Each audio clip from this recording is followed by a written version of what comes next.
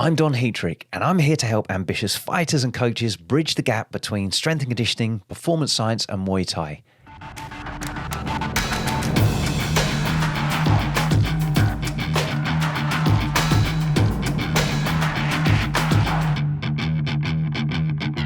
In this episode, I'd like to start by talking about Jonathan Haggerty's one championship fight against Taiki Naito. I interviewed Jonathan before that fight, and it was fascinating to hear from him how he'd taken his defeat to Rodtang previously and used it to fuel improvement, a growth mindset. Jonathan spoke about learning the lesson of controlling his emotions during his fights with Rodtang, and I wanted to touch on the importance of this realization. Motivation during a fight or during the months of training leading up to it is a set of emotions, either painful or pleasurable. And although, as social scientist BJ Fogg says, people change best by feeling good, not by feeling bad, it's true that mistakes happen, and the best, most successful people learn from them. And ultimately, motivation is a set of habits and routines that you carry out every day. But drilling deeper, this motivation, this set of everyday habits, are guided by your values and your identity, as fueled by your emotions. This is how Jonathan took his losses to Rodtang and worked his way to his latest performance against Taiki Naito. He became acutely aware of his emotional identity.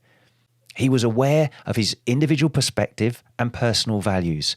He was not deterred by his losses. He saw how it could take him to the next level. His self-identity was not damaged. He also submerged in a collective identity, the cultural and societal values around him. This includes his family and friends, but also critically, the high-performing and highly supportive teams that he trains with at Team Underground MMA, Kettle's Gym, and the Knowlesy Academy. This is personally what I love about Muay Thai at any level. It helps you to learn this about yourself under the microscope, and it applies to being successful in all things, not just Muay Thai.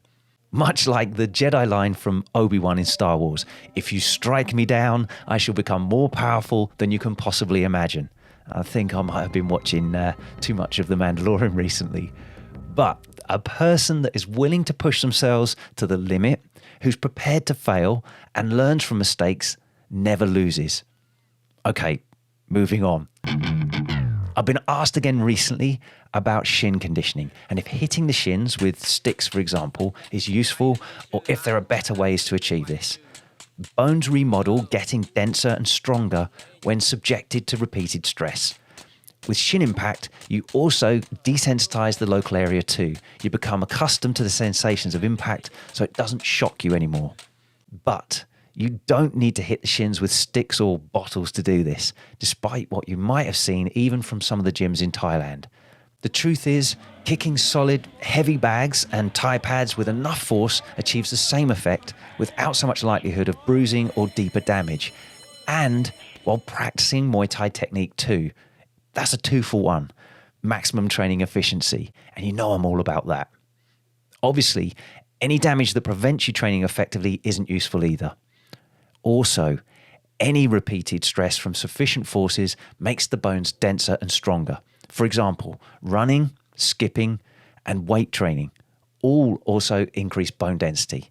This is of particular interest to all fighters, but especially females, as it helps prevent osteoporosis in the future.